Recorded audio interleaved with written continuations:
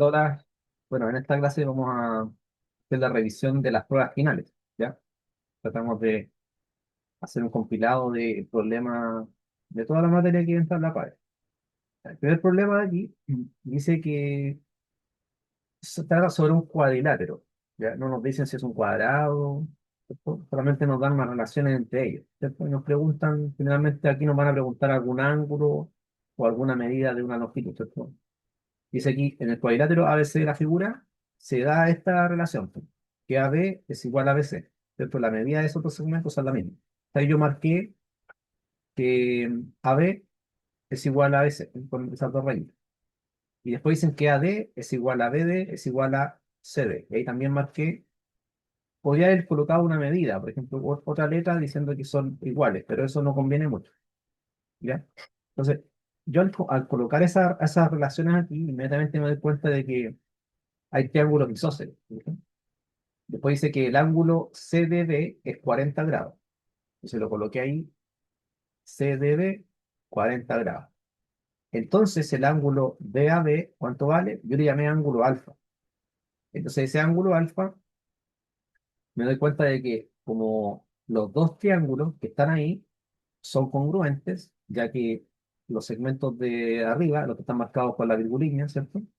Son iguales. Entonces, aparte de ser isósceles, son congruentes. Porque puse que el triángulo ABD es congruente con BCD, por el criterio lado, lado, lado. ¿Ya? Ese es mi argumento. Entonces, yo puedo copiar este ángulo de 40 grados acá, pues, en el triángulo ABD. ¿Ven? Copié ese ángulo de 40 y como los dos de abajo son iguales, son ángulos basales, lo que me faltaba, que era 140, se distribuye de la misma manera, o sea, 70-70. ¿Sí? Así que el ángulo BAB, que yo le llamé alfa, va a ser 70. Y eso era todo, ¿ves? Eso es lo que había que hacer acá, nada más. Y que cuando les dan esto de que hay medidas que son iguales de lado, uno puede marcar. ¿Ves? En vez de colocar, por ejemplo, otra letra, uno podría decir, bueno, esto vale, por ejemplo, A y A. Quizá en otro lado conviene, pero aquí más que nada convenía marcar que los segmentos son iguales, ¿cierto? Podría usar, por ejemplo, aquí o otro símbolo, por ejemplo, tres rayas, uno 2 3 1 2 3 1 2 3 una cosa así, también se puede hacer. ¿Ya? Ahí ustedes eligen lo que quieran, como quieran marcar eso. Ya, ahora, ojo que la prueba PAES, tanto en la M1 como M2, ya no entra en problemas así tan matemáticos, por decirlo así, como que no tienen contexto, son muy pocos, entonces te van a preguntar algo más aplicado, pero esto es como la base que tenemos que manejar para poder hacer cualquier cosa. ¿Ya?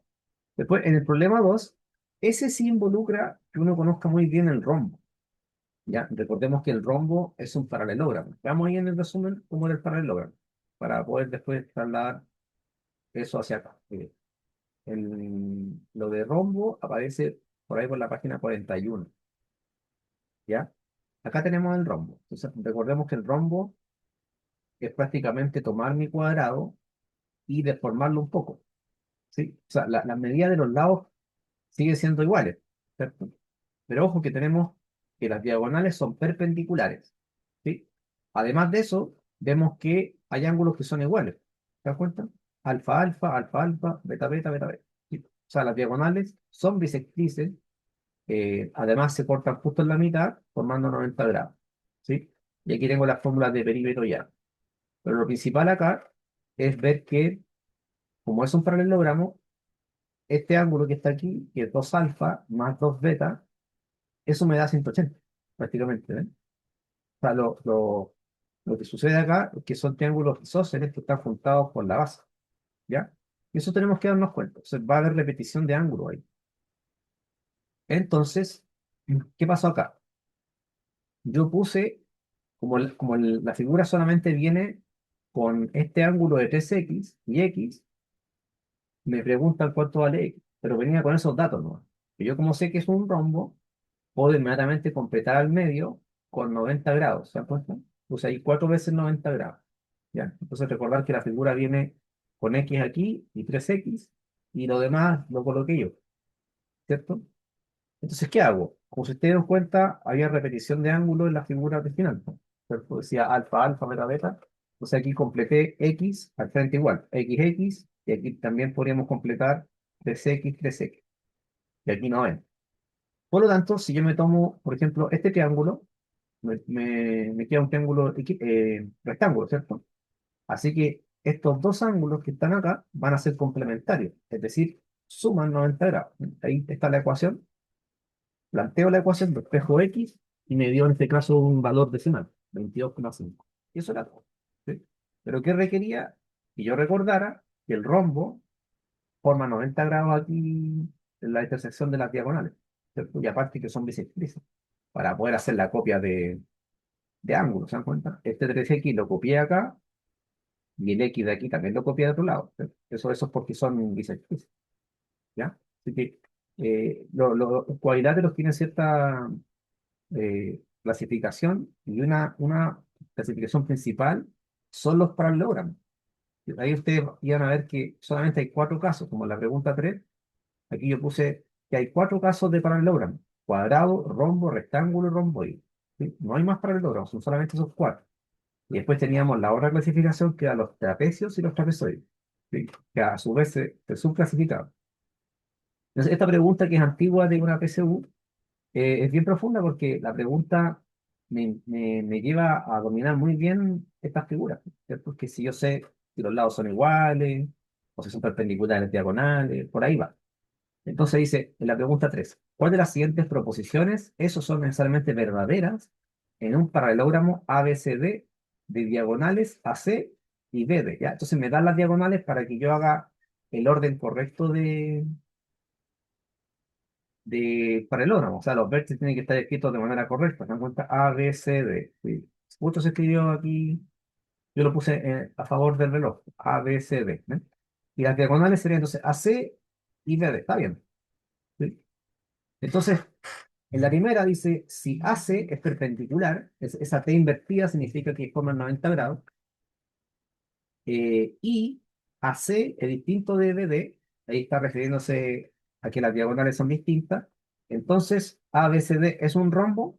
Claro, ¿por qué es verdadero? Porque si esta primera parte yo analizo esto, ¿cuándo las diagonales son perpendiculares? Si nos damos cuenta, al estudiar los paralelogramos conjuntos, vemos que solamente hay dos casos de diagonales perpendiculares, en el cuadrado y en el rombo, solamente ahí.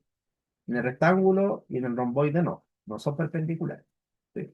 Entonces, yo sabiendo eso, de que si hace perpendicular a BD, tengo esas dos posibilidades, rombo o cuadrado. Ahora, la segunda afirmación que dice, y además se sabe que AC es distinto a BD, o sea, las diagonales son distintas. Entonces, lo único que queda es que sea un rombo, porque en el cuadrado las diagonales son iguales, pues miden lo mismo, son congruentes. ¿Ya?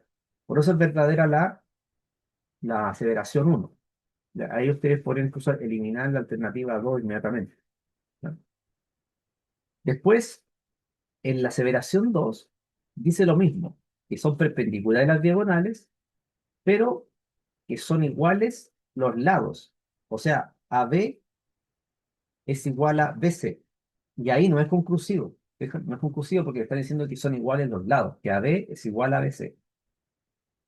Entonces yo sabía que al principio podía ser rombo cuadrado, pero lo que me está diciendo AB igual a BC no permite discriminar si es un rombo o un cuadrado. ¿Se dan cuenta? Podría ser, como puse acá, podría ser también un rombo, por lo tanto es falso, ya que usa aquí la palabra necesariamente verdadera. ¿Se dan cuenta? Así que ya sé que la 2 no puede ser. Elimino esta y ya. ¿Ya? Entonces todavía podría ser la A o la B. Tengo que revisar todavía la T. Podría ser la A o la B. Y en la aseveración 3 dice que si AC es distinto de BD, cuando las diagonales eran distintas cuando teníamos un rombo o un romboide, en esos dos casos. Pero me están diciendo que AB es distinto de BC. ¿Y eso pasaba cuando teníamos un romboide? ¿Cierto? Porque en el rombo, ¿cómo son las diagonales? Ah, perdón, los lados, estos son lados. AB igual a BC son lados. En el rombo los lados son iguales, pero tiene que ser un rombo. ¿Sí? Así que como se cumple la uno y la 3 sería letra D, 1 y 3. ¿Alguna duda o no? Entonces hay que imaginarse prácticamente la clasificación de los paralelogramos y qué tiene cada cosa, cada figura. Y recordar cada característica, si sus diagonales se dividen, si no se dividen. Bueno, en los paralelogramos todos se dividen, pero en los trapecios, por ejemplo, no siempre. ¿Ya? Así que eso, pues, hay que estar claro con si las diagonales son bisectrices o no, si son perpendiculares o no, etcétera. ¿Ya? Para cada cuadrilátero, entonces, es bastante materia en ese aspecto. ¿Sí? Ya, después en el 4 habla de un trapecio. Recordemos que los trapecios tienen dos lados paralelos como puse acá. DC me dicen que es paralelo a AB. Ya, ahí me están dando que esas son las bases, ¿cierto? DC y AB son las bases.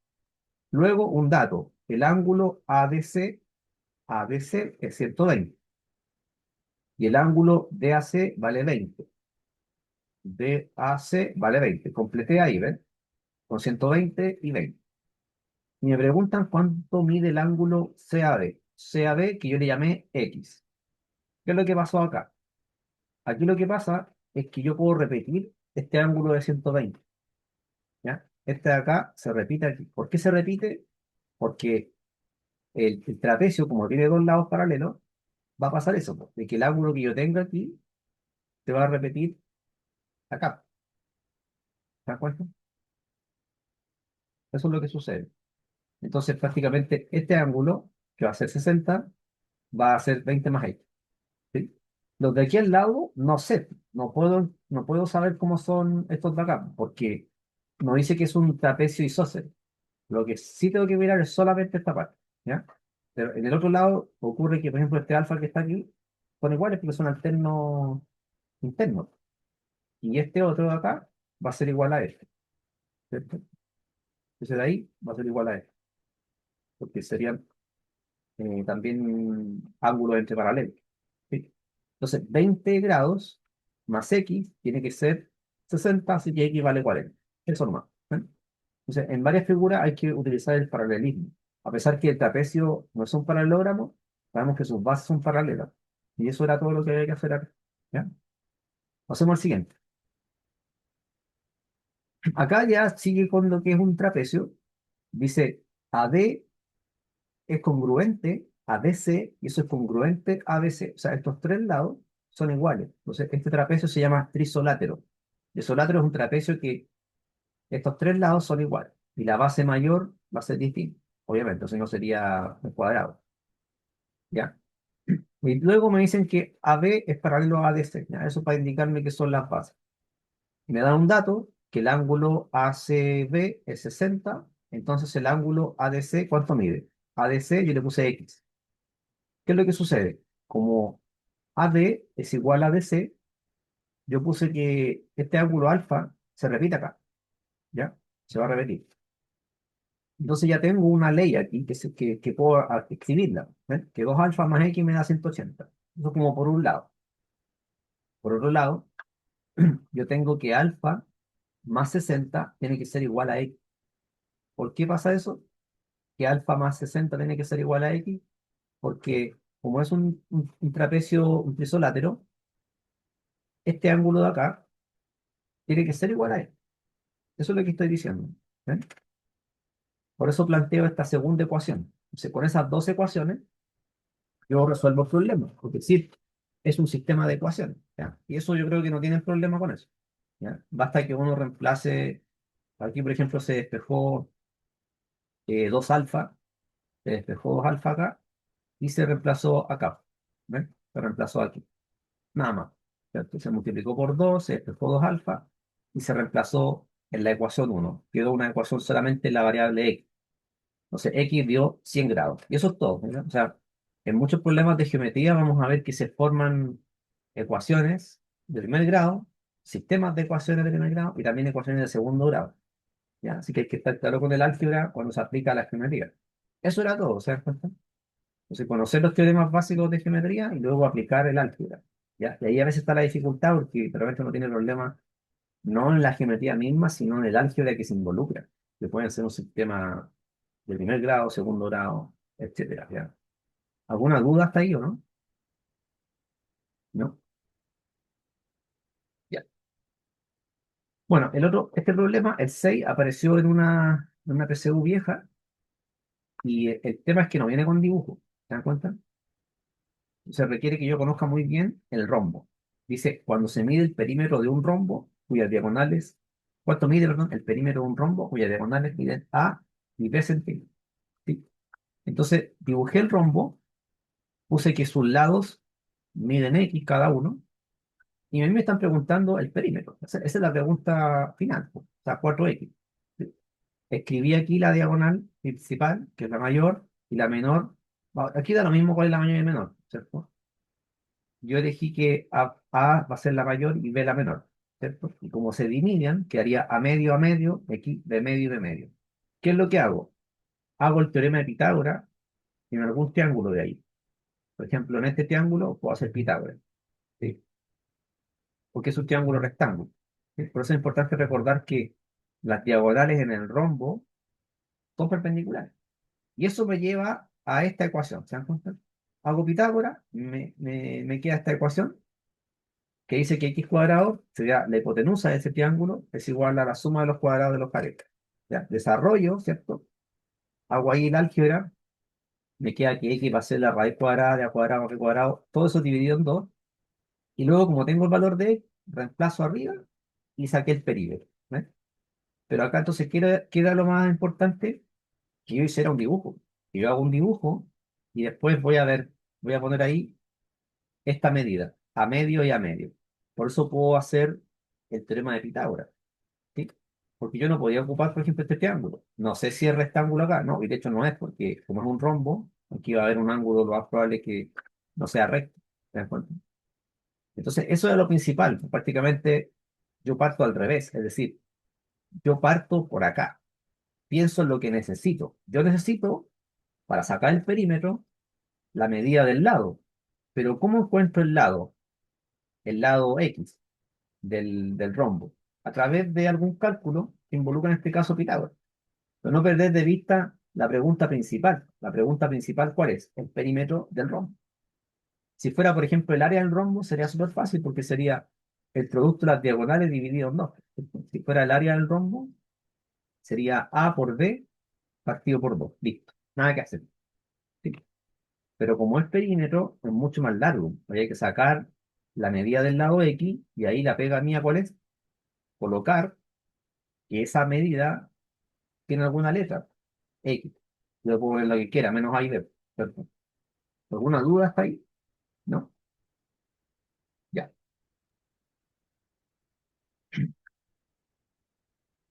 Después, en el problema 7 dice el cuadrado ABC de la figura está dividido en cuatro rectángulos congruentes. ¿Qué quiere decir? Que son prácticamente idénticos los rectángulos. ¿Sí?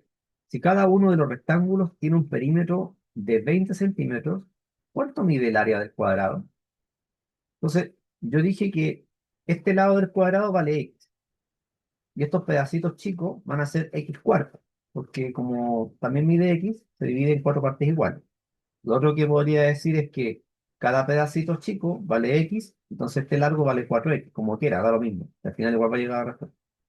Pero así como yo lo hice, puedo llegar a una ecuación para calcular el perímetro. O sea, el perímetro de cada rectángulo sería 2 veces X cuarto, que es porque si nos damos cuenta, sería una vez X cuarto, 2 veces X cuarto, como se muestra acá, ¿ven? X cuarto más X cuarto, me queda 2 veces X cuarto, más 2 veces X, 2 veces X.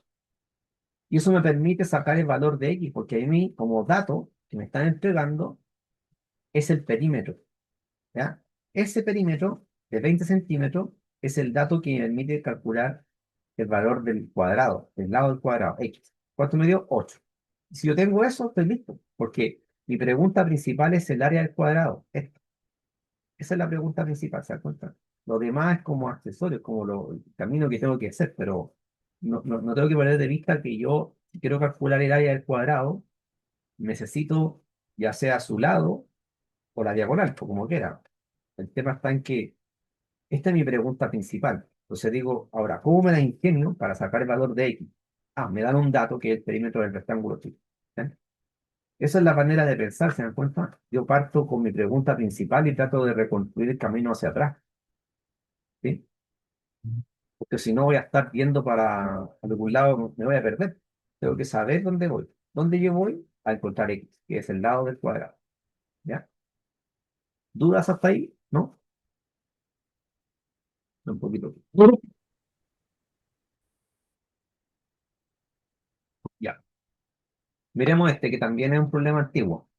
Dice, en el romboide ABCD de área 100 centímetros cuadrados, se dan cuenta que eso es un dato. Me dicen que DF, ese es un segmento nomás, es perpendicular a AB. Ojo que el romboide va a ser un paralelogramo, ya es como tomar un rectángulo y pegarle, quedar así, se deforma. Eso es un romboide. Entonces, me están diciendo que esa altura de F es perpendicular a B. AD es 13, lo repito enfrente, ¿ven? Porque como es un romboide, AD tiene que ser igual a BC, que es un romboide, se repite enfrente. Y aparte me dicen que AF vale 2. ¿Cuál es el perímetro del trapecio FBCD? ¿Ya? FBCD, ese es el perímetro. Yo lo marqué con rosado lo que tengo que saber. Ya tengo este 13, porque basta que complete para el frente el 13. ¿Ven? Ahora, este 5 que está acá, ¿cómo lo saco? A mí me dicen que AF vale 12. Yo puse con naranjo el dato 13 y el dato 12. Este 5, ¿cómo lo saco? Por trío pitagórico. Recuerden que había un trío pitagórico que es 5, 12, 3. Por eso es fácil completar esta parte. O sea, completar esto que vale 5. Ya, eso me va a servir. ¿Por qué? Porque este 5 multiplicado por la base, que es AB, que no sé cuánto vale, me da 100. ¿Ven? Porque es el área del romboide. Y el área del romboide se encuentra como el área del rectángulo. ¿Sí? Porque prácticamente este triángulo que está acá es como que uno lo pone en este lado. ¿Ven? Por eso me queda un rectángulo. ¿Ya? Entonces completé este 5 y ahora digo 5 por 12 más x. ¿Sí? 12 más x por 5 me da 100. ¿Ven? Que es el dato que teníamos como aro. ¿Ven? Base por altura o largo por ancho. Y eso me permite encontrar x, que sería este pedazo. Como ya tenía aquí que valía 20, 12, perdón, el total es 20. Y se repite acá al frente. ¿Ven? Estos dos son iguales, porque es un romboide. Y con eso ya completé la figura. Ahora basta que yo sume esos cuatro lados y me dio ¿cuánto? 46. Listo. Pero ojo, ¿qué es lo que hice al principio? Fue marcar con color, ¿cierto? El perímetro que yo quería, ¿cierto? Y ver lo que me faltaba. Ah, me faltaba DC, me faltaba también FB, porque ya teníamos el 13 y esta altura que vale 5 la saqué por Pitágoras de acá, pues, ¿ven? Ahí tiene 90, es también 90. Eso es todo, ¿se dan cuenta? ¿Alguna duda de ese problema o no? Entonces, ustedes lo hicieron, me imagino, tiene que haberle dado algo parecido, ¿ya?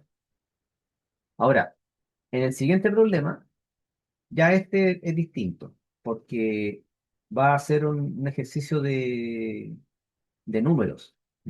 Dice 2 elevado a x por 3 elevado a y por 5 elevado a z por 7 elevado a w es igual a 180, donde x, y, z y w son enteros. Entonces, la suma de x, y, z, w, ¿cuánto vale? Bueno, lo que yo tengo que hacer es utilizar el teorema fundamental de la aritmética que me permite descomponer este 180 como producto de potencias de números primos. Entonces uno empieza a descomponerlo, ¿ya? Yo digo que, por ejemplo, puede ser 2 por 90 como yo quiera. Puede ser 4 por 45 como queramos, ¿ya? Yo partí así, po, 2 por 90 y después el 90 lo vuelvo a dividir como 2 por 45. Y el 45 ya no lo puedo dividir por 2, pues entonces voy a dividirlo en 9 por 5. ¿Ya? El 9 sí tiene que seguir descomponiéndose porque va a ser 3 por 3. El 5 lo bajo, ¿ven? Que voy bajando lo otro nomás. Y ahí, aquí llegué, en esta parte, yo llegué a que tengo solamente producto de primos. ¿Ven? No hay ni un número compuesto ahí. Entonces voy a agrupar. El 2 me queda al cuadrado, el 3 me queda al cuadrado, el 5 me queda elevado a 1 y el 7 lo voy a colocar como elevado a 0, porque tiene que aparecer el 7. ¿ven? Pero lo puse aquí elevado a cero para obtener el valor de W. ¿Ven? Entonces, simplemente mirando los exponentes, me doy cuenta que X vale 2, el Y vale 2 y así, pues, ¿ven? Entonces tengo el valor de X, Y, Z, W y lo reemplazo en la expresión. Pues aquí le pueden colocar cualquier cosa. No importa si le ponen al cuadrado, por ejemplo, algo así, pues, no importa. Yo tengo que tener los valores de X, Y, Z, W. ¿Ya? Lo principal acá era usar el teorema fundamental de la aritmética.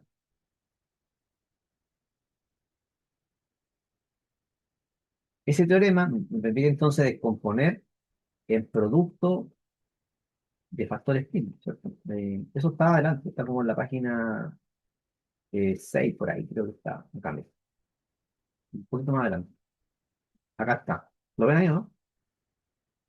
Dice en la página 7 del resumen. Teorema fundamental de la aritmética, todo entero positivo, n mayor que uno puede ser representado exactamente de una única manera como un producto de potencia de números primos. Y ojo que acá dice de única manera como un producto de potencia de números primos. Por eso a veces se le llama teorema de factorización única, porque no hay otra manera de descomponer, por ejemplo, el 150 o el 7000 aquí como ejemplo. Es la única manera de descomponer. ¿Ya? Se llama también entonces teorema de factorización única. ¿Y qué me permite eso? En algunos casos sacar más fácil el mínimo común múltiplo y máximo común divisor entre números que son bien grandes y están factorizados.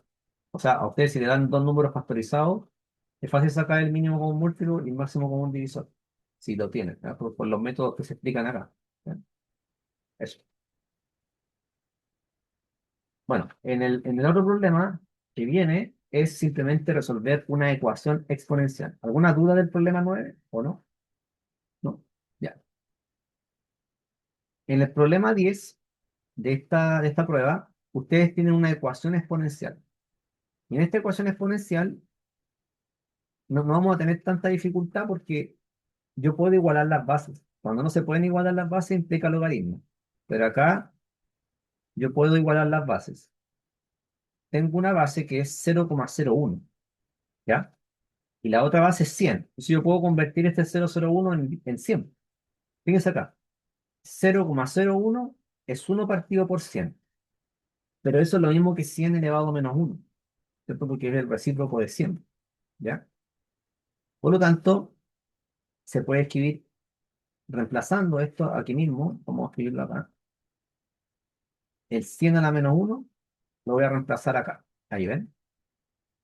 Y ahora voy a utilizar propiedades de las potencias. ¿Qué se hace cuando tengo potencia de potencia? Se multiplican. Entonces hago menos uno por x menos x. Después hago menos uno por menos 5 5. Y luego voy a igualar los exponentes. Es decir, voy a decir que menos 5 más, o sea, menos x más 5 va a ser igual a uno. Y eso lo paso aparte. Ya tengo las bases iguales, entonces los exponentes son iguales. Y despejo la x que valdría 4. Nada más. ¿Sí? O sea, el proceso algebraico después no es tan relevante porque ya eso ya lo saben, me imagino. Pero el tema está en lo que se me tiene que ocurrir. ¿Se dan cuenta? Se me tiene que ocurrir cómo dejar las bases iguales. Y para eso ustedes tienen que saber ciertos valores de potencia básicos, ¿cierto? O sea, haber hecho ejercicios para saber qué se hacía. La otra manera opcional es ocupar logaritmo. Esto es más de M2, ¿ya? Es ocupar logaritmo en ambos lados, propiedad del logaritmo y despejar la x, ¿ya? Igual van a llegar a lo mismo, pero aquí no era necesario porque era más sencillo, ¿sí? ¿Alguna duda hasta ahí? ¿No? Ya. Bueno, la pregunta 11 es distinta porque yo no puedo inmediatamente igualar las bases. O sea, es una ecuación exponencial, pero tiene un truco. Dice 2 elevado a x más 1, estoy agrandando un poquito, más 2 elevado a x más 2 elevado a x más 3 igual 56. Entonces aquí ya yo tengo un problema. ¿Por qué? Porque como tengo sumas de potencia, eso me restringe bastante la cantidad de propiedades que yo puedo ocupar. Entonces necesito transformar esa suma a una multiplicación. ¿Y cómo se hace eso? A través de la factorización. ¿Eh? Cuando quiero multiplicar, o sea, transformar la suma en multiplicaciones, hago una factorización. Entonces, la idea aquí es factorizar por 2 a la x. Ese es mi factor común. Y luego, recuerden ustedes la propiedad que decía esta que tengo acá, que la multiplicación de potencia igual base me permite sumar los exponentes, solamente que la estoy ocupando al revés, para atrás, ¿cierto? 2 elevado a x más uno lo dejé como 2 elevado a x por 2 a la uno, ¿ven? Este por este me da el de arriba, ¿ya? Esa es la idea. Lo mismo con los demás, pues. Factorizo por 2 a la x, me quedaría 2 al cuadrado, 2 al cubo. Y todo esto que está aquí, que es 1 más 4 más 8 me da 14. Y logro entonces hacer que aparezca 2 a la x multiplicado por un número 14 y lo paso dividiendo. ¿Cuánto es 56 partido por 14? 4, que es igual a 2 al cuadrado. Y ahora, como tengo igualadas las bases, puedo igualar los exponentes. Entonces, x va a ser igual a 2. Y listo. ¿Ven? Pero aquí, como le digo, es un estilo diferente de poco usual de ecuación exponencial, porque tengo suma. ¿Ya? Por ejemplo, cuando yo tengo multiplicación o divisiones, si fuera, por ejemplo, algo así como 64 elevado a x por 1024 elevado a x menos uno igual, por ejemplo, uno, ahí es fácil porque tengo multiplicaciones nomás. Incluso si pongo una división, no es tan difícil. Puedo ocupar logaritmo o igualar la base a base 2 por ejemplo. ¿Ya? Pero cuando hay suma, ya es un problema adicional, porque tengo que ocupar otros trucos, generalmente factorización. ¿Ya? Eso. ¿Alguna pregunta? ¿No? Ya. Miren, eh, avancemos acá. Bueno, faltó marcar la alternativa y faltó marcar que era 2. Alternativa A. Después, en esta parte, la pregunta 12 ya nos metemos en el área de estadística. Tengo una tabla tipo uno y me están preguntando la mediana. ¿Ya? Estos son problemas importantes para la pared.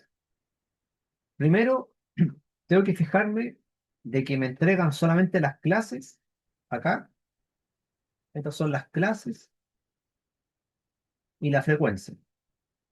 Esta es la frecuencia absoluta por si acaso. Si dice F así minúscula es la frecuencia absoluta. Y como me preguntan la mediana, lo que yo hago es sacar la frecuencia acumulada. Voy haciendo la frecuencia acumulada, el total de datos me dio par, 66, que es par. Entonces, yo sé que tengo que ocupar esta fórmula, es decir, promediar los datos centrales, ¿ya?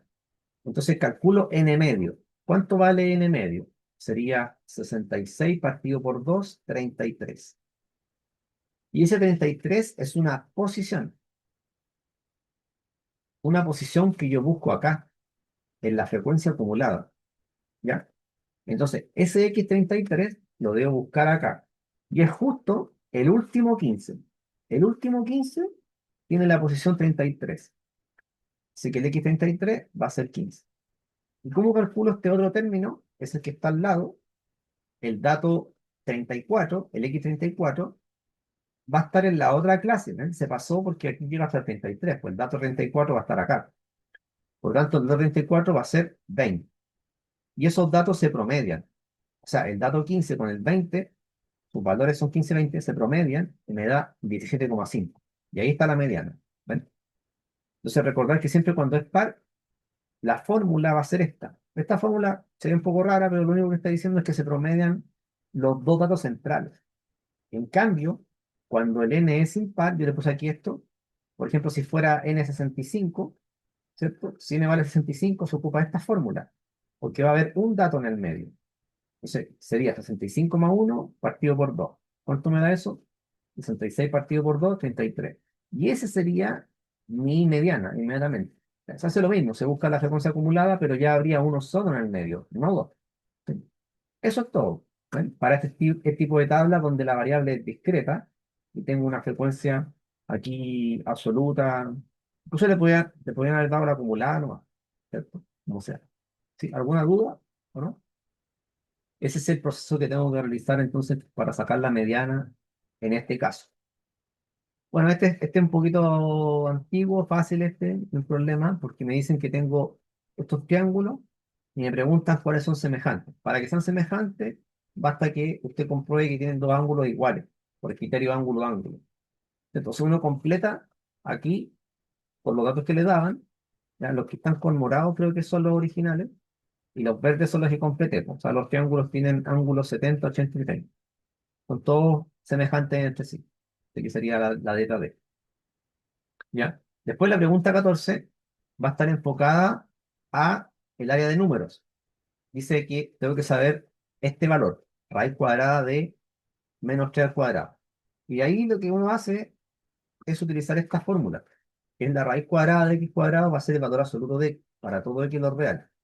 Prácticamente lo que uno tiene que hacer primero es que elevar al cuadrado. Si yo elevo al cuadrado, me quedarían raíz cuadrada de 9 y eso va a ser 3. ¿Sí? Y aquí le puse el gráfico de la función raíz cuadrada, que siempre su recorrido va a ser positivo, ¿se dan cuenta? Por eso siempre lo que entrega la raíz cuadrada va a ser un número positivo, porque nosotros estamos estudiando funciones de tipo univaluada, se llama. Ya después cuando uno estudia cálculo complejo, ahí cambia un poco la cosa, pero por ahora las raíces cuadradas solamente entregan valores positivos o cero. ¿Sí? Como ven acá, la raíz cuadrada es de 0 a 0. Tiene esta rama solamente, no tiene otra rama para acá, ¿no? Es como una sola parte, es como esta rama de la parábola que se invirtió respecto a esta recta igual a x, que es la función inversa. ¿Ya? No tiene la otra rama para abajo, que es una función univaluada, finalmente. Pues uno puede estudiar las funciones multivaluadas en variable compleja. Eso era todo, po. Así que la respuesta es solamente 2, alternativa B. ¿Ya? Todavía nos queda ejercicio, sí, está un poco largo. Y aquí volvió nuevamente a la parte geométrica. ¿Cómo se hacen estos problemas donde le preguntan sobre semejanza y congruencia? Bueno, lo único que tengo que hacer aquí, como me entregan un triángulo general, solamente me están diciendo que es un triángulo ABC y tiene este ángulo recto y el de acá también. Me dicen que es escaleno rectángulo en C y cuál de las siguientes afirmaciones son verdaderas. Entonces, el trabajo que uno hace es colocarle ángulos interiores. Yo le puse ahí ángulo alfa acá, en el vértice A le puse alfa. Y por lo tanto, acá le puse beta, tal que alfa más beta me da 90. ¿Ya? Y después, como necesito completar todo, se va a completar con alfa aquí también, porque como somos 90, va a ser el complemento. ¿Qué me estaría faltando? Este otro de acá, pues, que sea, va a ser beta también. Una vez que yo tengo ya todo lleno con ángulos, puedo ver si las aceleraciones son verdaderas y falsas. ¿Sí? Entonces, me están preguntando en la uno si el ángulo ACB, ACD, perdón, ACD es congruente. Recuerden que este símbolo es congruente, ¿ya? Porque está hablando de una igualdad de medidas. Eso es congruente. En cambio, si es así, es semejante, ¿ya? Cuando hablo de semejanza, hablo de algo más débil. Hablo de igualdad de ángulos solamente y lados proporcionales, pero cuando es congruente es exactamente lo mismo, en ángulo y en el lado, ¿sí? O sea, igual forma y tamaño. Entonces me doy cuenta que ambos ángulos son iguales a beta. ¿Ven? ACD es este. Y después tengo ABC, ABC, este de acá. Creo que me da el vértice al medio. Así que sí es verdadera. Después en la 2, ¿qué es lo que hago? Escribo aquí el triángulo BCD y abajo voy a colocar los ángulos asociados. Entonces pongo en B, ¿qué ángulo tengo? Beta, no hay problema porque hay uno solo acá, ¿sí? Va a ser beta. En C tengo que tener cuidado porque pueden ser tres ángulos, alfa, beta o 90. Pero como estoy mirando este triángulo, sería solamente alfa, ¿o no? Sí, pues, porque estoy mirando este triángulo, así que sería beta, alfa y en D tengo 90, ¿ya? Y en el otro triángulo, en el BAC, ¿ya? En el BAC, que es el mayor, tengo que también ver si el orden es el mismo, ¿cierto? Entonces en B tengo beta, en A tengo alfa y en C, ojo, como estoy mirando el mayor, en C sería 90. ¿Ven? 90. Por lo tanto, como el orden es el mismo, sí son semejantes. O sea, si el orden falla, ya no son semejantes. Eso tengo que tener mucho cuidado. Pueden ser los tres ángulos iguales, pero si están cambiado el orden, ya no son semejantes. ¿Sí? Por eso esta técnica no le va a fallar nunca, porque coloca ordenadamente los ángulos abajo, en vez de estar haciéndolo con la mente, no va a fallar. ¿Sí? La parte 3 es lo mismo. ¿Ya? Quedaría alfa 90 beta y acá igual, que todas son verdaderas. Aquí igual le puse lo mismo, que eso es semejante y eso es congruente. El semejante es más suave porque es una igualdad de ángulos nomás. Congruente es prácticamente la misma figura que la trasladó, la rotó, es la misma figura. ¿Ya? ¿Alguna duda o no? Esa es la metodología, si le pueden colocar cualquier figura y le preguntan lo mismo. ¿Ya? Son semejantes o congruentes.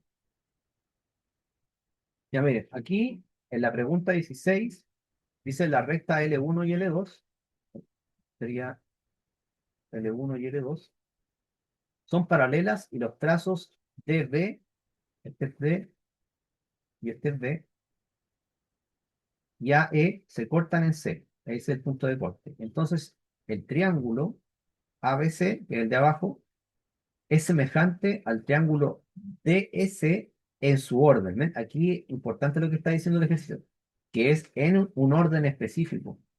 Ya sabemos que son semejantes. El triángulo de abajo con el de arriba. Son semejantes sí o sí.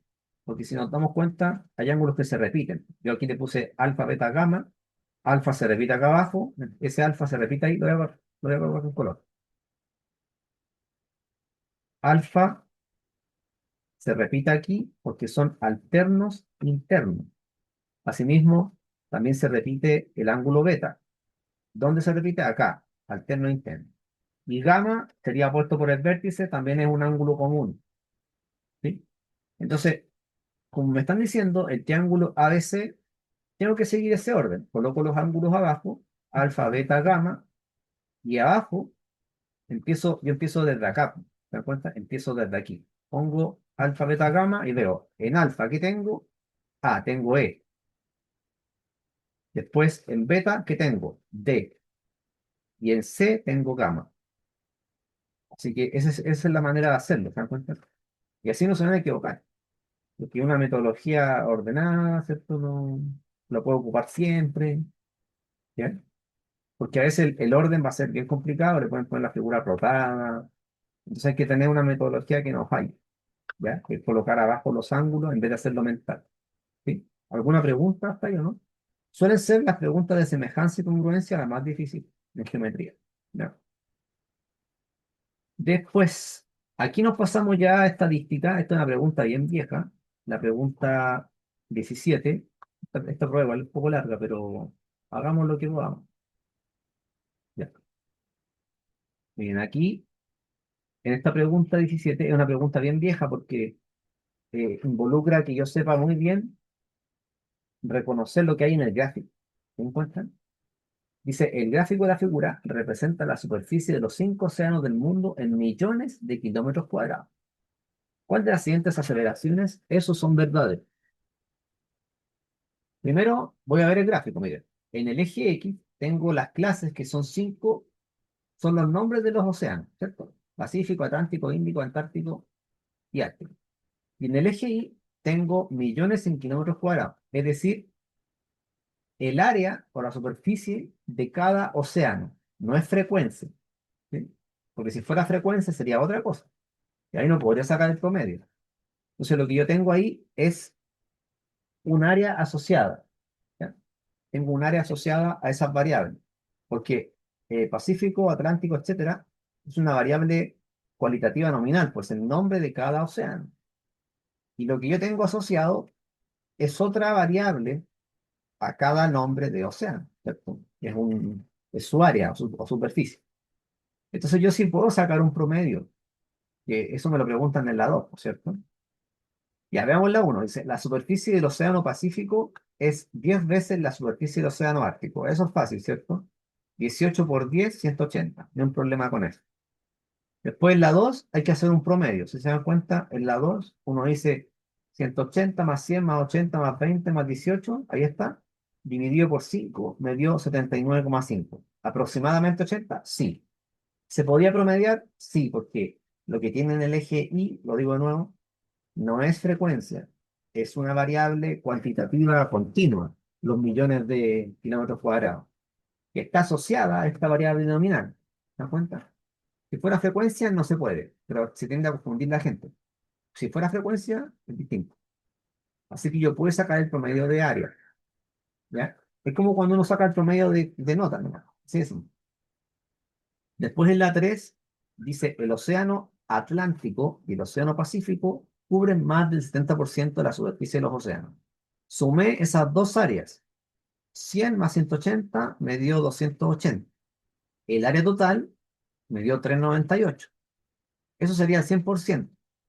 Y voy a calcular a qué porcentaje corresponde el 280.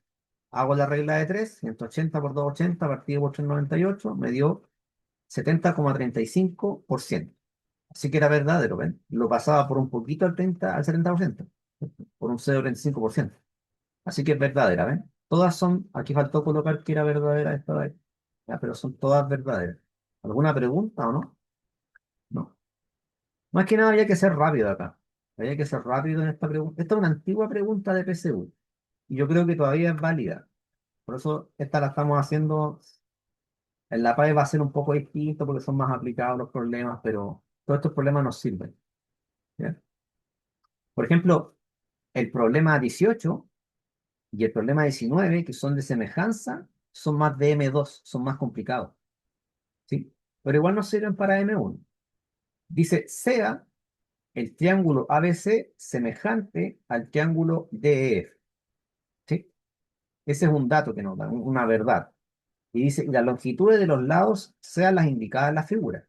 Ahí está, ¿ven? 12, 7, 10, y en el otro 9, X y 7. No tengo ni X ni Y. ¿Cuál es la longitud de X más Y? Entonces lo que yo tengo que hacer, primero, es fijarme en el orden de la semejanza.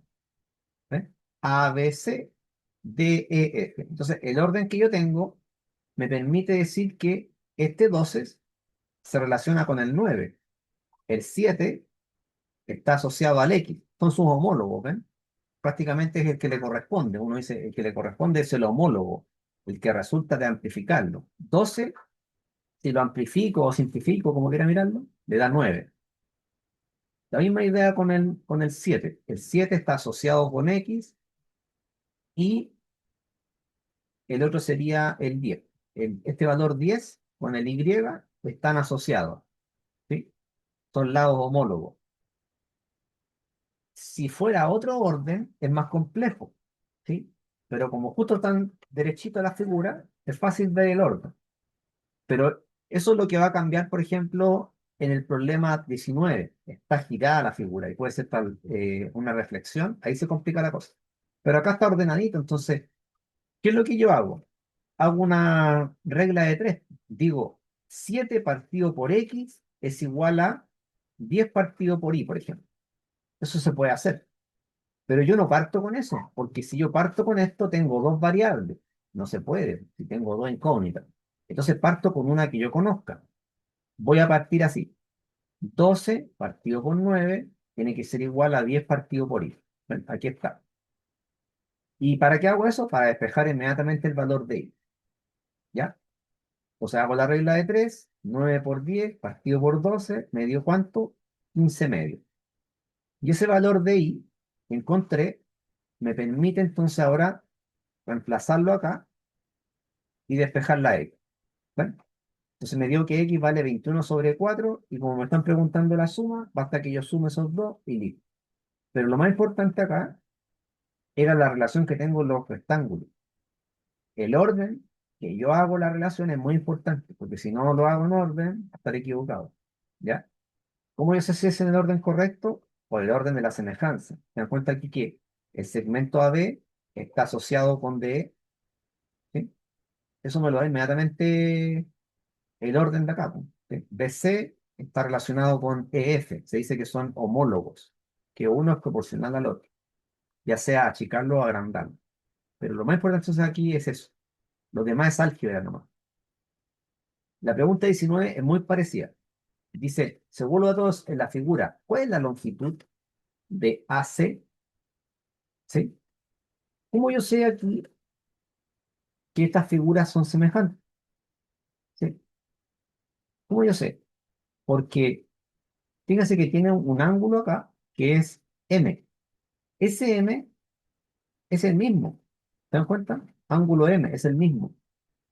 Y aparte de eso, tengo estos dos segmentos, que es el 6, el RP, que mide 6, y PQ, que mide 14.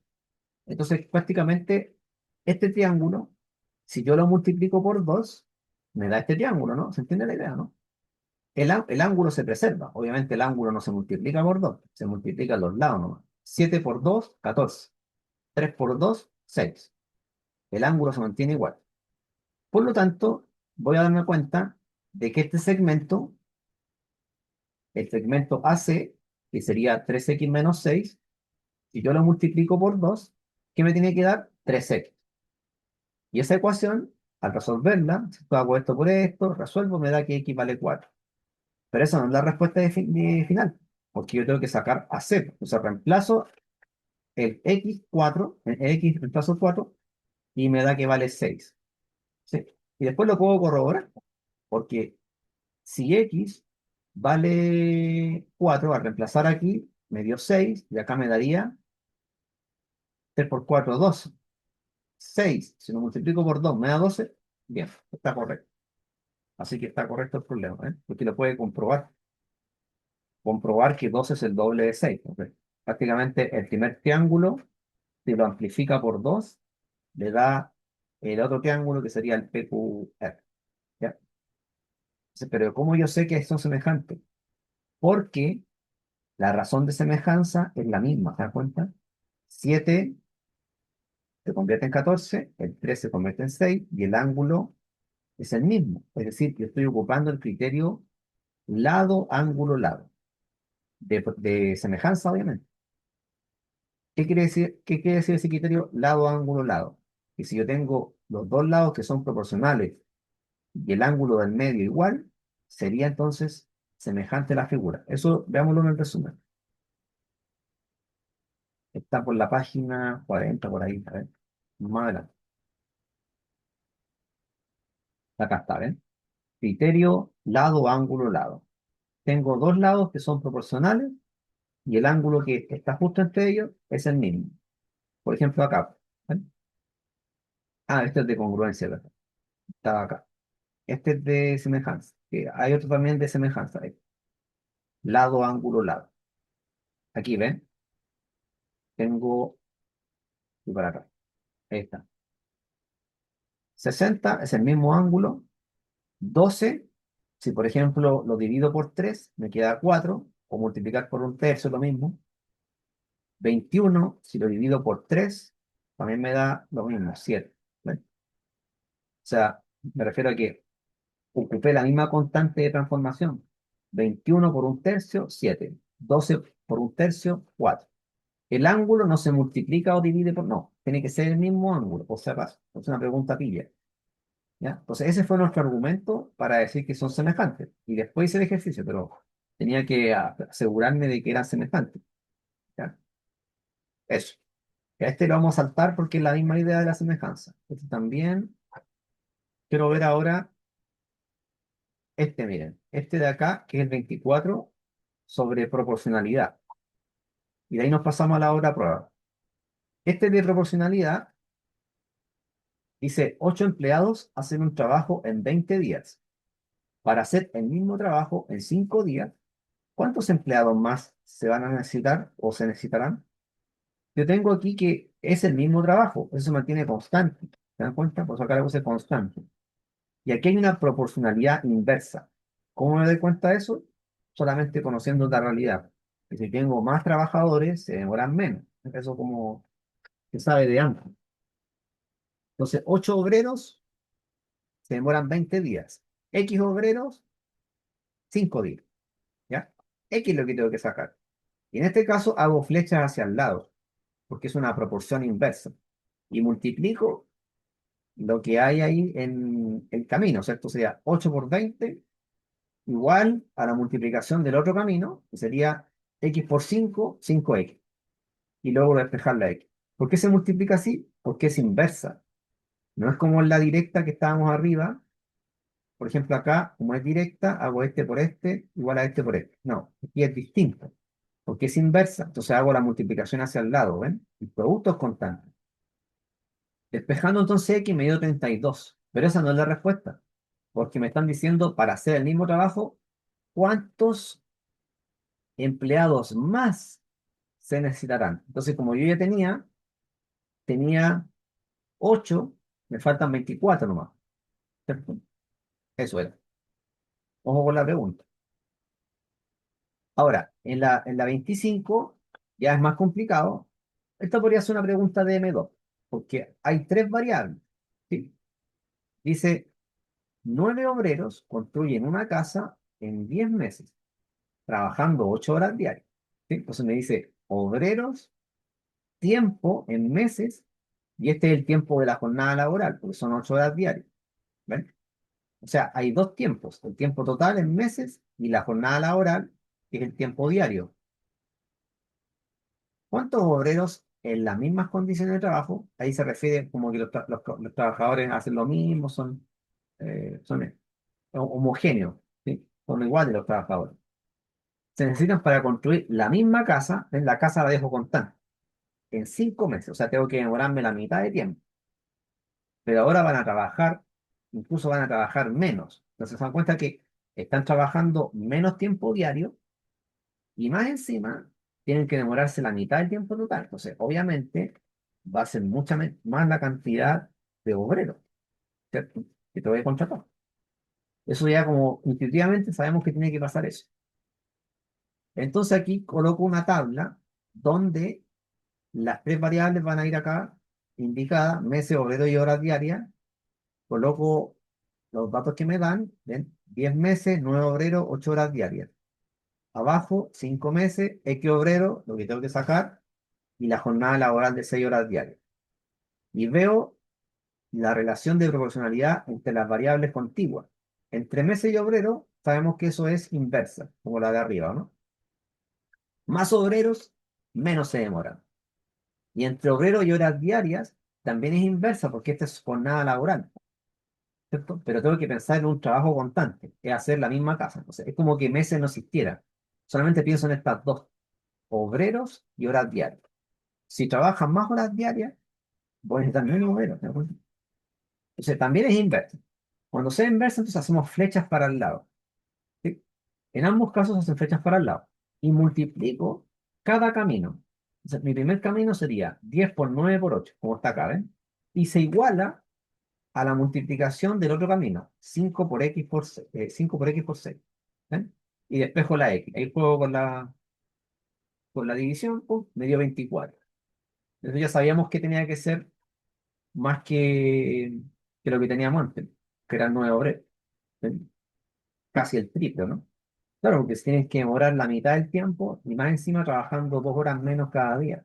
Entonces sabíamos de antes que tenía que ser así. Esto es un problema más complejo de proporcionalidad. ¿Alguna pregunta? ¿Comentarios? ¿No? Ya. Bien, pasemos a la otra guía. A ver, podemos hacer una de verdad y falso acá primero. Veamos esta. Mira. Esta es la de verdad y falso de probabilidad. Hagamos esta la 31 y pasamos a la otra guía, la prueba 2. Dice, en un test de 5 preguntas de verdadero y falso, si un alumno contesta todas las preguntas, ¿cuál es la probabilidad de que conteste incorrectamente solo una de ellas? ¿Sí? Entonces, yo tengo aquí que fijarme cómo es la prueba. Por 5 preguntas y cada pregunta puede ser respondida solamente de esas dos maneras, verdadero o falso. ¿Sí? Lo que marqué ahí con celeste puede ser, por ejemplo, la pregunta, o sea, la prueba, perdón, que tiene el máximo puntaje, el 7, ¿cierto? Podría ser, esa configuración es el 7, pero dice que se equivoca solamente en una pregunta. Entonces, si se equivoca en la primera, ya tendríamos una prueba. Si se equivoca en la segunda, otra prueba. Si se equivoca en la tercera, otra prueba. ¿Sí? O sea, se puede equivocar en cada una de las preguntas. ¿Sí? Por lo tanto, la cantidad de formas de equivocarse sería 5. Por eso acá en la probabilidad puse 5 arriba, en el numerador. Y el total de pruebas que puedo hacer son 32. ¿Por qué? Porque sería 2 por 2 por 2 por 2 por 2. Eso está fundamentado en el principio multiplicativo. ¿Sí? Entonces tengo 32 pruebas posibles, 32 maneras de responder, porque dice que contesta todas las preguntas. No hay una que deja en blanco, por ejemplo. Entonces, hay 32 pruebas posibles. Y si se equivoca solamente en la uno sería una prueba. Si se equivoca solamente en la 2 otra prueba, y así. Así que la probabilidad sería 5 de 32. Eso es todo. ¿Ya? Eso es.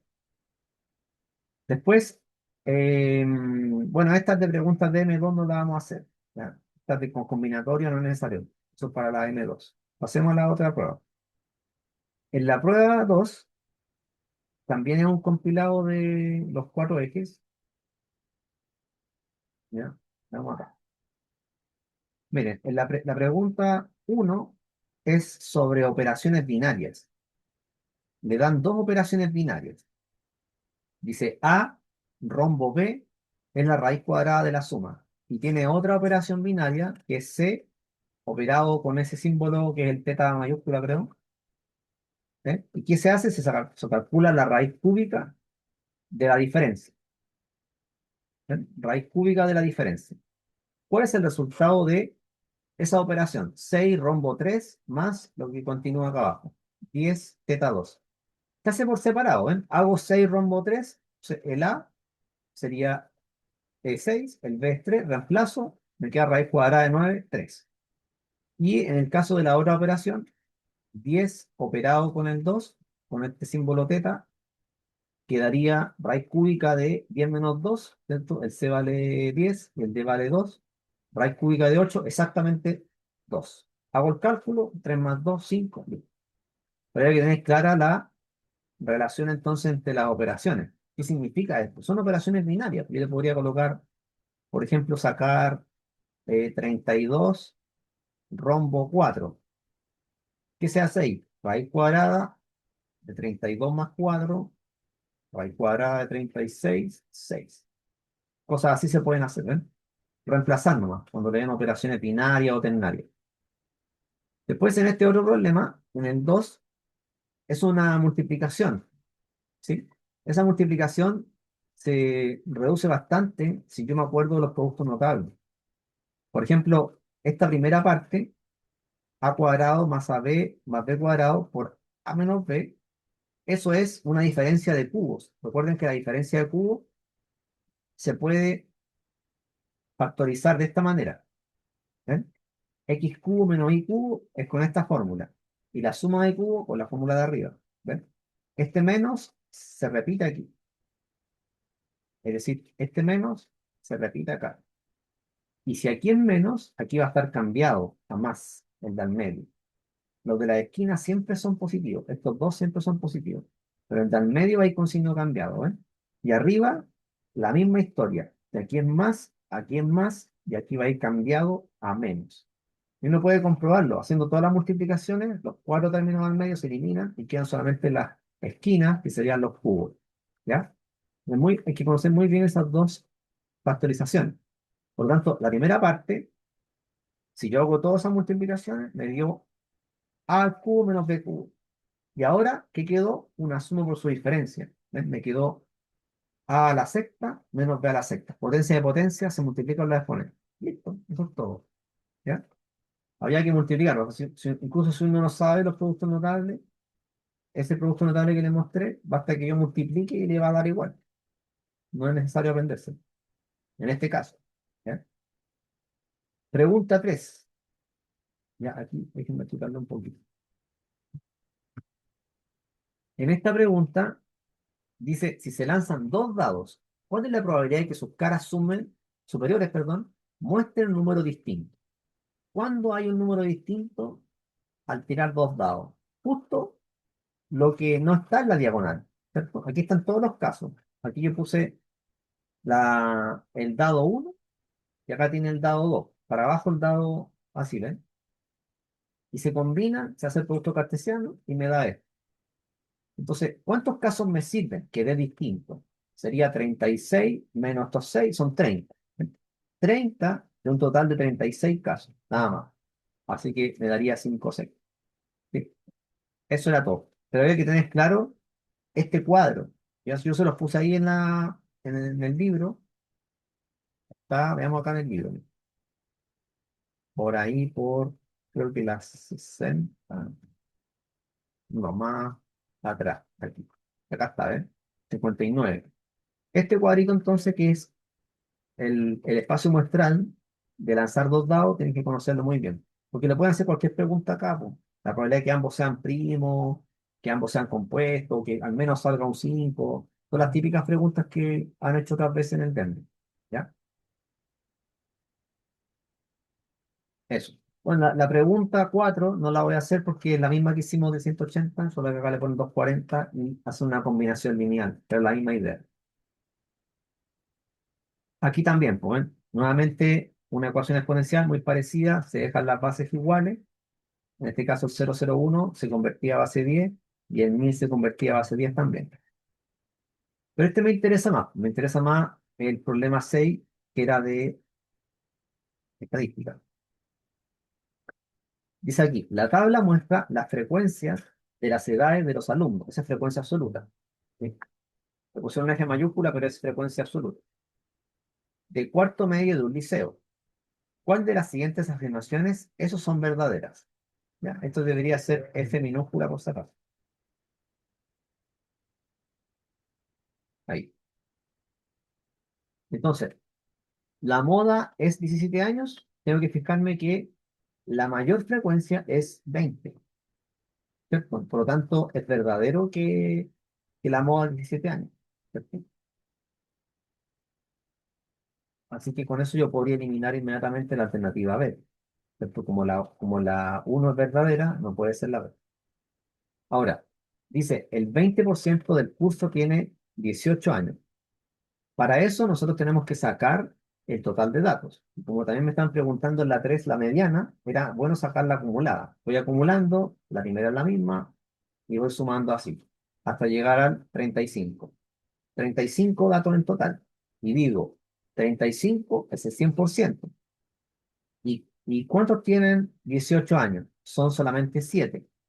Entonces 7 sería el X%. Hago la regla de 3, perdón, me dio que vale el 20%. Así que también es verdadero. ¿Sí? Y para la mediana, si nos damos cuenta, 35 es una cantidad impar. ¿Qué se hace? Se busca el dato 35 más 1 partido por 2. O sea, 36 partido por 2, 18. ¿Y dónde está el dato 18? Busco en la frecuencia acumulada el dato 18, ¿ven? Acá está entonces el X18, como puse ahí. Aquí está el dato 18.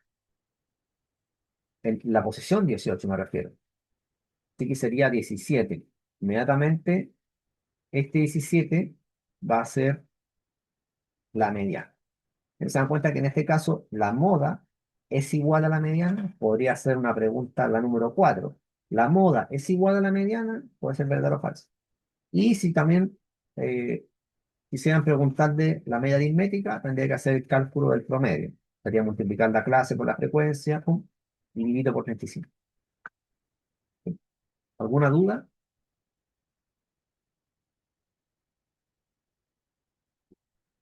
Ya, sigamos.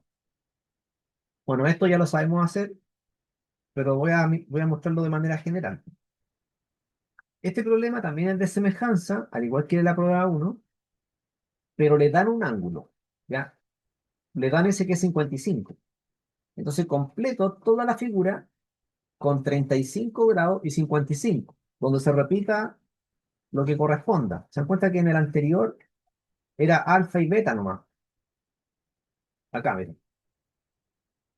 El que hicimos, yo tuve que colocarle alfa y beta. Estaba por acá. Uy, se me va a encargar esta cosa. Espera un poquito. Eh, Acá, ¿ven? La misma idea de este, pero acá no venía con ángulo.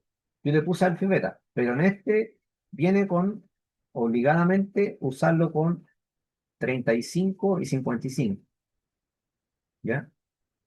Entonces completo la figura así y luego voy comprobando si son semejantes o no las parejas de triángulos. Con el mismo método, veo el triángulo, pongo los ángulos abajo, si me da el mismo orden, ok, en este caso todas son semejantes. ¿Ven? Que era un método sistemático que usted puede utilizar. ¿Ya? Igual que el otro. Pregunta 8 dice, en la figura se tienen cinco cuadrados congruentes de 4 centímetros de lado. ¿Cuál es el perímetro total de la figura?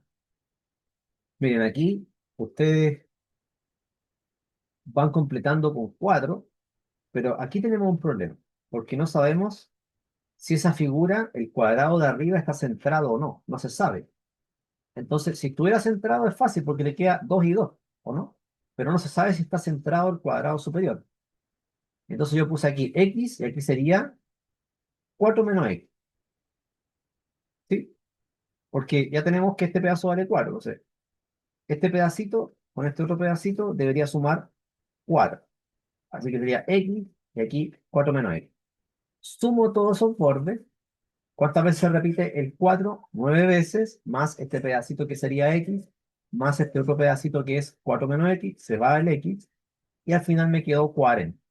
O sea, si yo sumo que está centrado, el cuadrado superior, si asumo que está centrado, igual me da 40, pero no lo puedo asegurar. Por eso en la alternativa E, que no se puede determinar, quizá tiene un poco de sentido porque uno no puede asegurar que está al medio o no. Pero aún así, si yo lo corriera hacia el lado, puedo poner x y 4 menos x y al sumar se van a ir el x. ¿Cierto? O sea, yo sé que esos pedazos de ahí tiene que darme, este pedazo con este otro sumado tiene que actuar. Eso es algo. Ya miren, acá le dan una tabla incompleta, que es una forma también de preguntar. Dice, la tabla muestra las estaturas de un grupo de 20 niños en un colegio agrupadas en intervalos, donde x sub i es la marca de clase. ¿Ya? Estas son las marcas de clase. FI es la frecuencia, FI mayúscula es la frecuencia acumulada. ¿Cuál de las siguientes alternativas representa los valores correctos de P y Q? Bueno, para sacar P es una marca de clase. Ustedes tienen que promediar 1,14 con el 1,16. Se promedian, eso le da 1,15. Así que esa sería la marca de clase P. Y para sacar el valor de Q, ustedes tienen que acumular. Sé que la primera son iguales, ¿cierto? Es decir, aquí 4 igual 4, 4 más 6, 10, 10 más 7, 17. Y el Q tiene que ser 17 y sería la alternativa C. Nada más. Me están preguntando otra cosa, completar la tabla, ¿no? También le podrían preguntar aquí, no sé, una letra S, un T, lo que quieran. Ya, lo importante es saber completar la tabla si le dan la tabla incompleta. ¿Ya? ¿Preguntas hasta ahí? No, ya sigamos, quedan 15 minutos. En esta pregunta, ustedes tienen algo de proporcionalidad, ¿cierto? Dice, en un curso de 42 personas, los morenos y los rubios están en razón 5 es a 2. ¿Cuál es la probabilidad de que al seleccionar un alumno al azar, este sea rubio, considerando que solo hay rubios y morenos en el curso? Yo lo que puedo hacer era el cálculo usando acá la relación de las constantes de proporcionalidad, ¿o no? O sea, Moreno es a Rubio como 5 es a 2, entonces Moreno digo que 5K, Rubio es 2K, reemplazo en esta ecuación, que los morenos más los rubios me da 42, para sacar la constante K me dio 6, reemplazo, morenos hay 30 entonces, y rubio hay 12. Y ahora hago la probabilidad. La probabilidad que salga un rubio. O sea, rubio, ¿cuánto hay? 12. Sería 12 dividido en 42, simplifico por 6, 2 séptimos, nada más. También podría preguntar la probabilidad que sea moreno.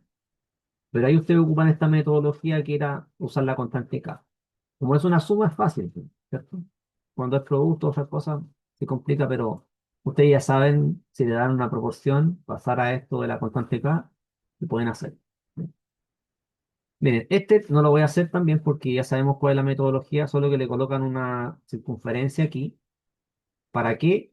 Sabemos que cuando hay una circunferencia que tiene un triángulo que está inscrito en la semicircunferencia, donde este lado AD es diámetro, acá hay 90 grados. Entonces esa es la única cuestión que se agregaba. Que este 90, entonces ya teniendo este 90, puede sacar las relaciones que le están preguntando. 90 le pone alfa, beta y se completa como lo que hicimos antes. Nada más. Esa es la única diferencia. Este de aquí lo vamos a saltar porque son DM2. ¿Ya? Estos DM2 no lo vamos a hacer mucho. Este me interesa, el 14. El 14 dice, dada la expresión que se muestra, ¿cuál de las siguientes expresiones son factores de ella? Entonces tengo que factorizar. Tomo, por ejemplo, los dos primeros, estos de aquí, y lo voy a factorizar por XY. Por si salto. XY es el factor común entre los dos primeros, esos dos. Entonces queda XY factor de XY más X. Y aparece justo esto que está acá. Entonces mi factor común ahora es el binomio XY más X.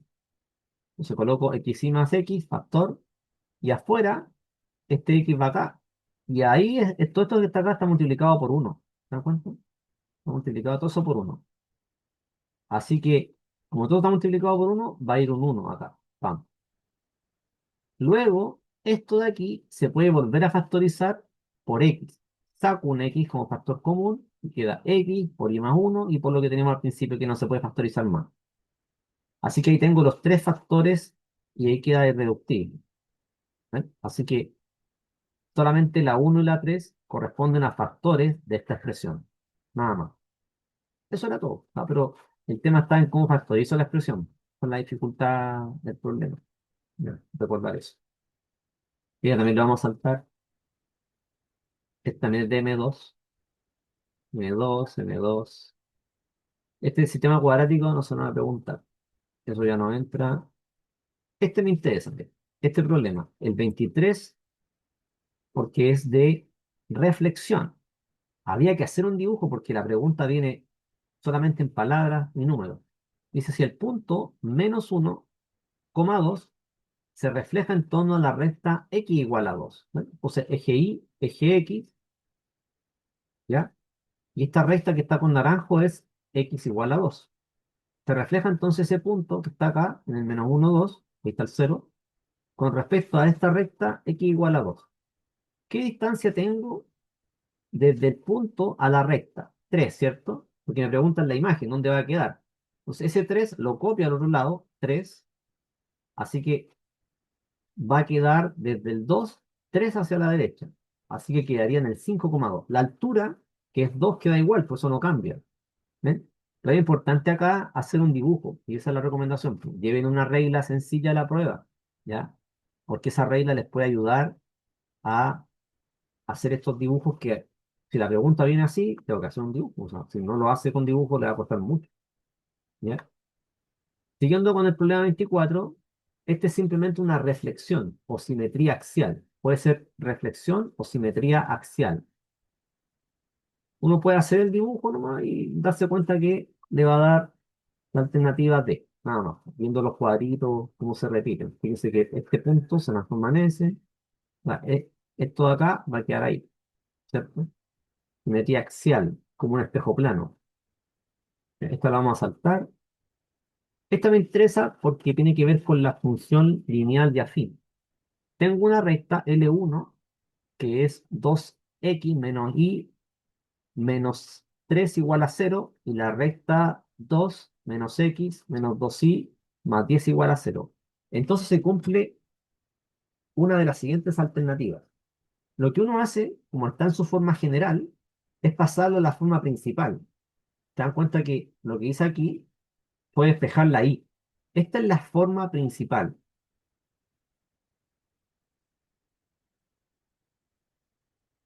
porque aparece la pendiente y el intercepto. También hice lo mismo para la recta 2. Despejé la Y. En este caso pasé la Y positiva al otro lado, después dividí por 2, pum. Inmediatamente puedo darme cuenta de que la pendiente 1 vale 2. Acá marqué con celeste, esa es la pendiente 1. Y la otra pendiente vale menos un medio. ¿Sí? Porque ahí está el menos y el 2 abajo, implica que la pendiente 2 vale menos un medio. Entonces, si yo hago la multiplicación de esas dos pendientes, M1 por M2, ¿cuánto me da? Menos 1. ¿Y eso qué indicaba? Indicaba que las rectas son perpendiculares. ¿Ya? Recuerden eso que lo vimos, que cuando teníamos rectas que sus pendientes son iguales, son paralelas. Acá ven, M1 igual a 2, M1 igual a M2 son paralelas. Y si el producto me da menos 1, de las pendientes son perpendiculares. ¿Ya? Eso lo vimos ahí, se lo voy a mostrar de nuevo, en el resumen, en la parte de álgebra y funciones, está más atrás, está por acá.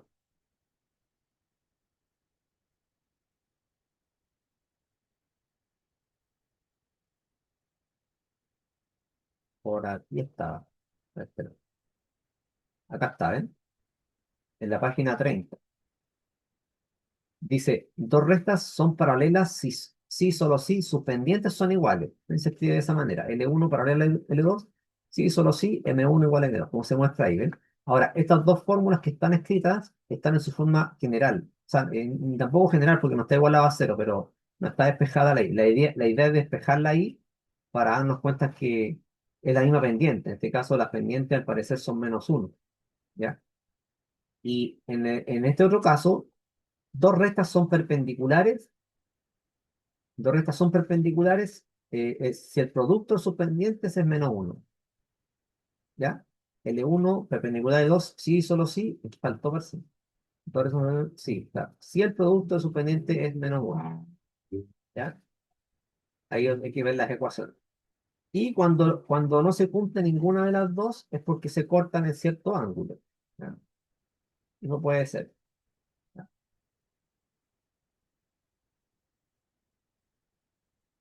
Así que sería, bueno, la A, pues, son perpendiculares. Damos la última para terminar. Miren, esta es medio complicada. La 27. Dice, el perímetro de un rectángulo es igual a Q y la suma de los valores recíprocos del ancho y del largo es igual a 1 partido por R. El lado del rectángulo es, o sea, es un juego algebraico más que nada. ¿Qué es lo que yo tengo? Dice que el perímetro de este rectángulo es igual a Q. Entonces pongo que 2A más 2B me da Q. Lo simplifico por 2, A más B va a ser Q medio. Esto si dividiera esto por 2.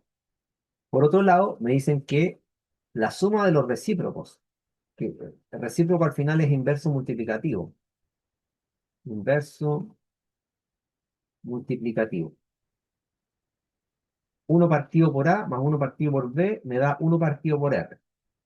Y me dicen el área del rectángulo. Obviamente, como yo introduje las letras A y B, no puede quedar A y B en el problema. O sea, si usted fija, la respuesta viene en función de U y R. Así que tengo un sistema de ecuaciones. Tengo que A más B vale Q medio y 1 partido por A más 1 partido por B me da 1 partido por A. ¿Qué es lo que tengo que hacer? Como me están preguntando el área sería A por B, ¿cierto? Esa es la pregunta principal. Pero este A y B debo dejarlo en función de U y R. Si trabajo acá, utilizo el método de la mariposa, mínimo como múltiplo A por B y multiplico cruzado, ¿cierto? Me quedaría B más A arriba. Pero yo tengo que esta suma, A más B, es Q medio. Se queda Q medio partido por A más B. Y de aquí despejo, A por B, perdón. Q medio partido por A por B. Despejo A por B. Sería A por B es R por Q medio partido por 1. Por lo tanto, AB, que es el área, ¿cuánto da? Daría Q por R medio. ¿Sí? Q por R medio. Ahí está listo. Dio Q por R medio. Eso es todo. Esto bastaría que despeje de acá el. Porque me quedó así, pues. Q medio partido por 1 partido por R sería. Sí, está bien. Eso era todo, ¿eh? Entonces había que hacer el sistema de ecuaciones y despejar A por B en función de Q y R. Eso era todo. ¿Sí? ¿Alguna pregunta o no? Ya, otras preguntas que son fáciles son las algebraicas, como esta. La pregunta 28 es simplemente un cuadrado de binomio donde un término es esta raíz cuadrada de un binomio. Entonces, el primer término va a ser al cuadrado menos el doble producto del primero por el segundo más el segundo al cuadrado. Reemplazo, ¿cierto? El primer término sería 2, va a ir aquí, va a ir acá. Y el segundo término, que es esta raíz, iría aquí y acá. Nada más.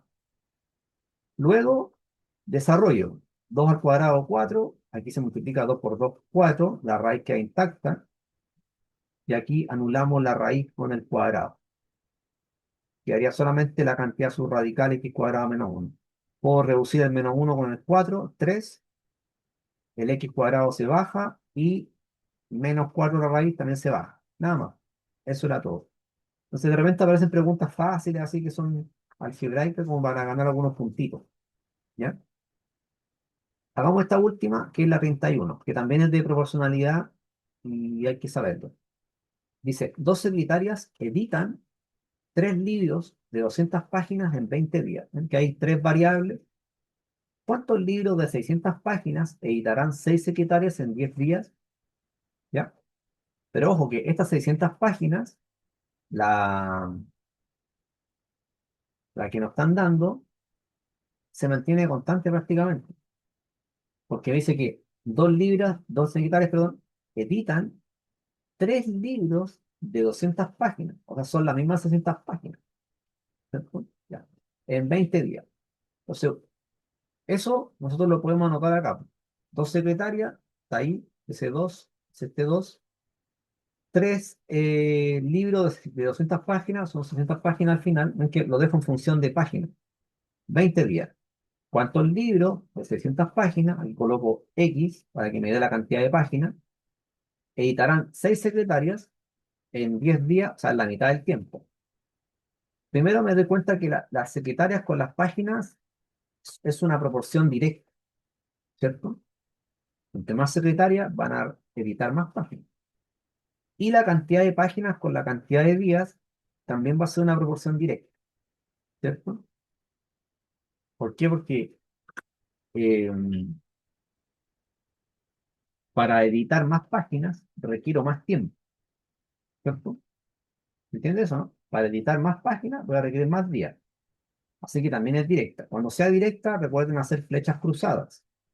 ¿Qué se hace ahora? Multiplico un camino. 2 por x, 2 por x por 20. Ese es un camino, ¿ven? Este está acá.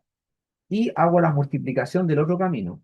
6 por 600 por 10. Y el otro camino que está ahí, ¿ven? Y despejo la X. ¿Cuánto me dio? 900 páginas. Pero me están preguntando cuántos libros de 600 páginas.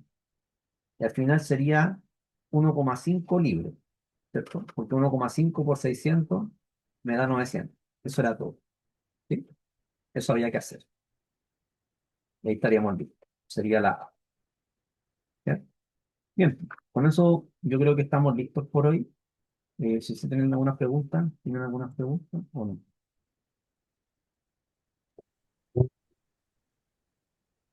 Ya.